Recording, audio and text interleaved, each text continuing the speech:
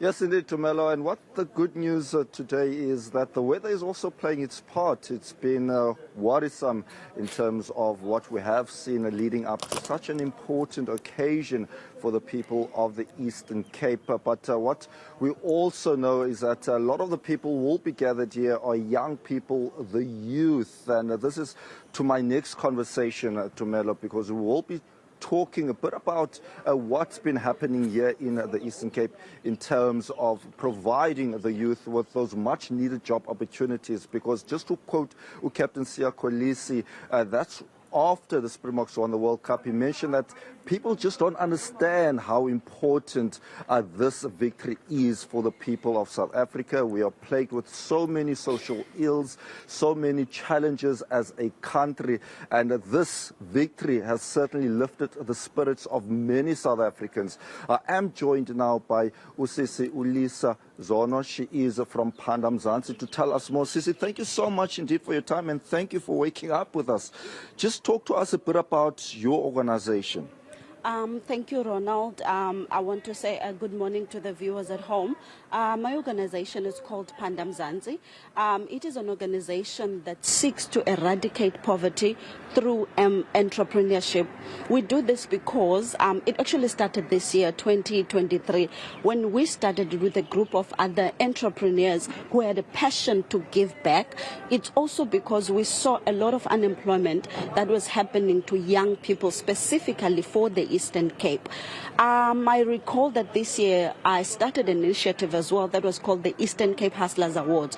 Also, that was done because we saw a need to do something to help young people so that they may be able to get up and put food on the table. It is not easy to do so, Ronald, more especially when you have a lack when it comes to resources. There's a lot of red tape. Funding is very scarce nowadays. It's not that it's not there. It is there, but for the Eastern Cape, these opportunities are not really easy to find, even though they are there.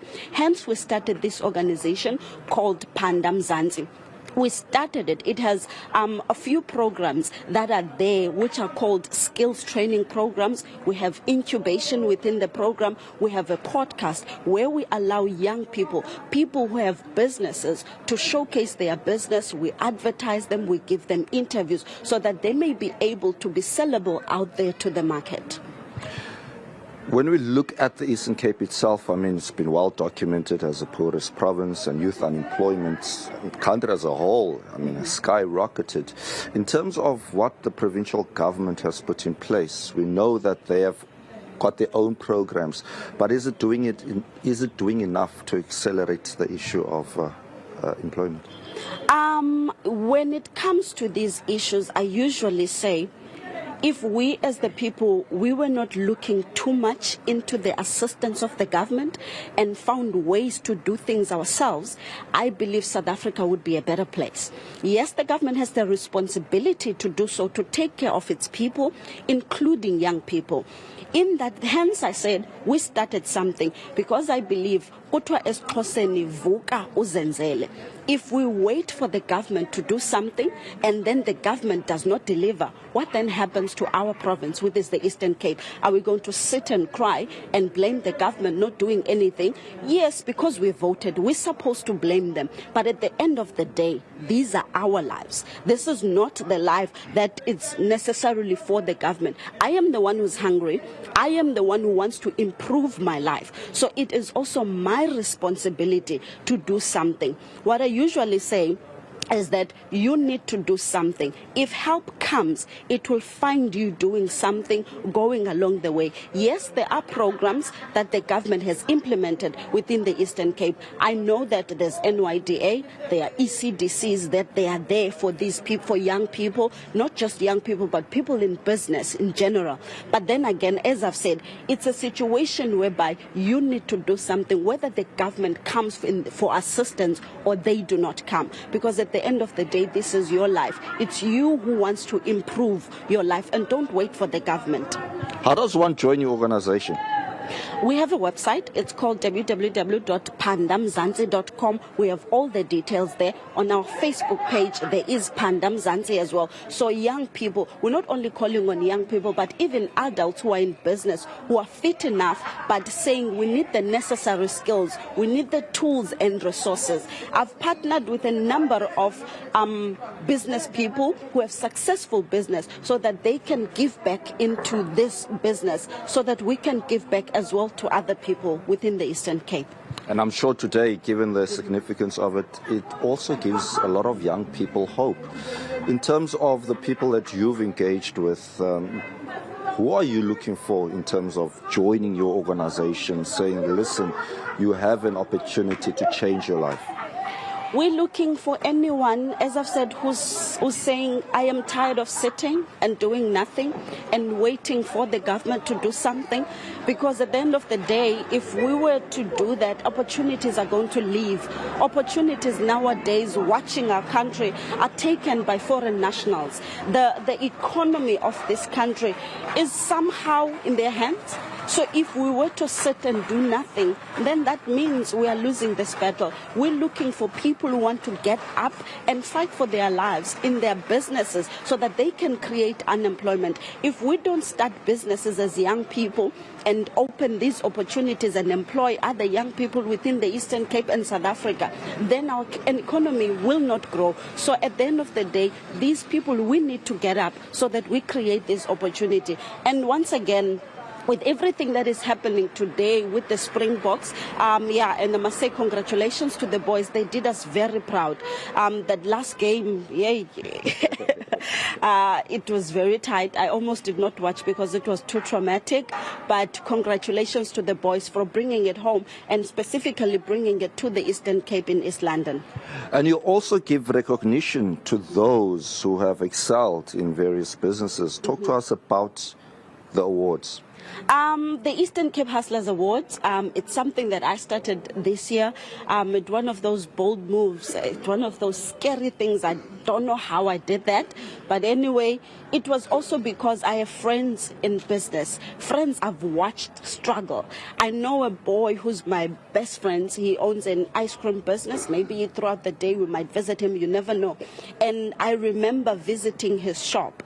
And at that day he was crying. He was almost about to close his business because business was not coming in. There were no customers. He needed to pay rent.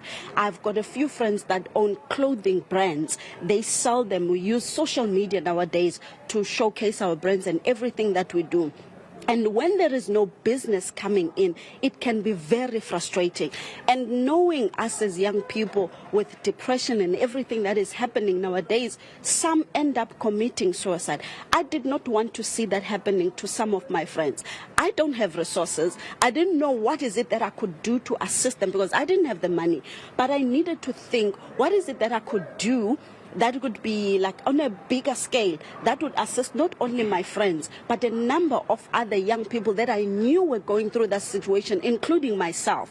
That is when I had the idea of starting the Eastern Cape Hustlers Awards.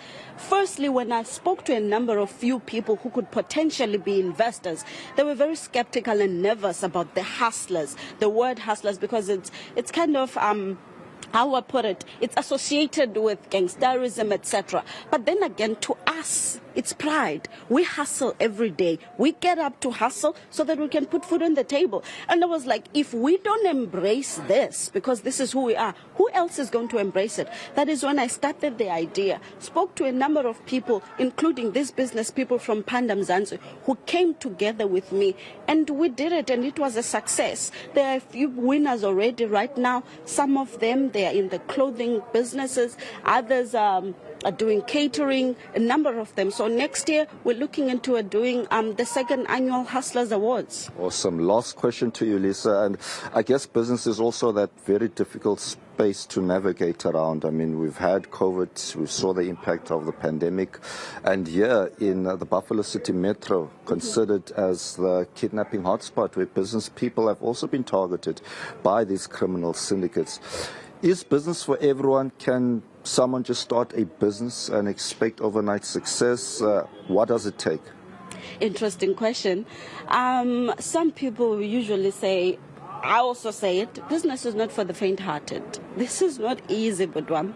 It's not easy at all. Remember, if you were working, you're used to your salary. At the end of the month, you know, come rain or sunshine, I worked, I'm expecting my salary. But when it comes to an entrepreneur, you don't have any guaranteed income. Everything depends on you. So if you love it, you're passionate, you want to make a change, you want to do something for yourself, then it's worth it. But if you're not that bold, you have, I wouldn't say maybe you have a lot of responsibilities, but you know that you can't stand the trials, the tribulations, the challenges that comes with owning a businesses, the backlash. Because when you own a business, if your product is not 100%, social media will swallow you.